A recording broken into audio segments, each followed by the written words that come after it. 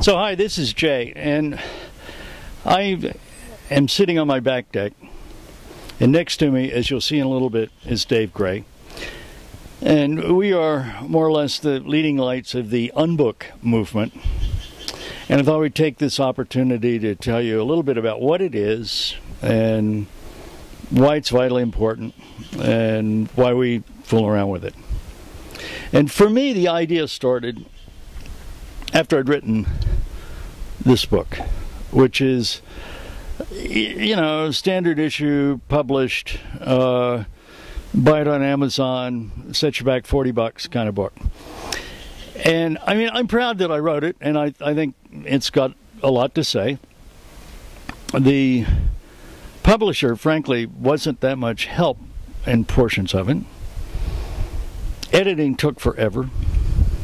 It was a year from idea and initial words to book that you can buy. It's been miscatalogued and misrepresented. It's a book for trainers, or it's more advocating let's fire the trainers and do learning another way. And I found it a frustrating experience because it took so long that the book was obsolete, or let's say I knew more the day that it was published. So it wasn't fresh. And well, what can we do about that? I mean, we got the internet, for God's sakes, and we can create things immediately. So last year, I wrote this book, Landscape Architecture, and self-published it. So it was available like a few hours after I uploaded the file, and that seemed good. And one thing that was important is that this book, well, it was a little too thin. It didn't have as much content. Later, I started to think about other things I wanted to say. So 6 weeks later, I came out with this book, and I just replaced the Owen with it, and it was more substantive.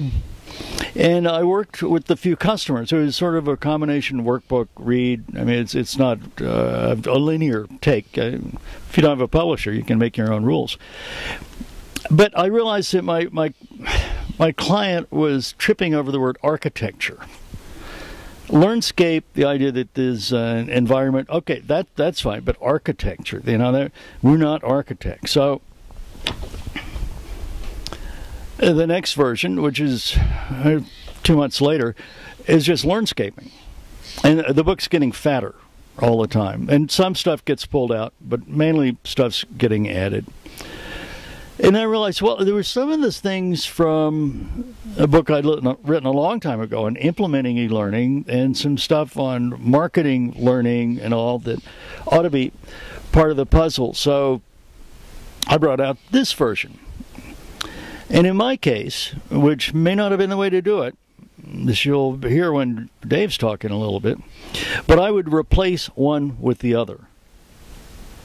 And finally, I sent this out to a bunch of friends for review. I didn't hear back, and one guy finally wrote back and he said, Jay, I don't know you this well, so it's not easy to say this, but I read your book and it sucks. I got lost. I went down a lot of blind alleys. I couldn't concentrate. I was reading, I found that this happens more with people who read the electronic version. All the reviewers are doing that. But anyway, I thought, ooh, back to drawing board time. So that was still available, but I've taken a lot of the thoughts and recrafted them into this entirely different book on working smarter. And this one's got an ISBN number. You can buy it from Amazon, things like that. And my thought is that this is going to be sort of the J book. In fact, on the back, since honestly, amigos, this is the J book. It's version 0.8 of an Unbook capturing my thinking about using brain power to create value.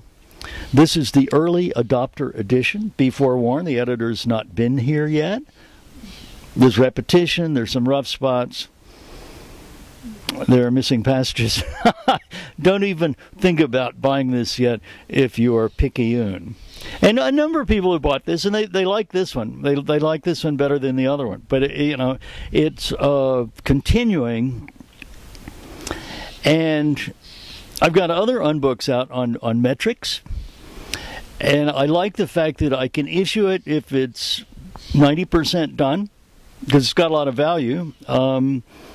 And I don't have to dot the I's and cross the T's. I'll do that eventually, but I don't have to do that to release the book. So, I was talking to my friend Dave Gray about Unbooks, and he sensed some of the same things I did. Dave's a much more visually oriented fellow than I, and his content was, well, it's different. So he's taken a different approach. And we've got a website. If you go to theunbook.com, you can see thoughts on this stuff and an uncatalog of Unbooks and some of the philosophy and that sort of thing. But I want to ask Dave to say a few words on things that he's doing. And his books have made some momentous leaps version to version. And maybe you can talk a little bit about that. And this is an impromptu video, if you couldn't tell.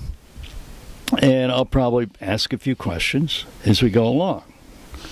So I'm going to get up and move the camera, and the next person you see will be Dave Gray.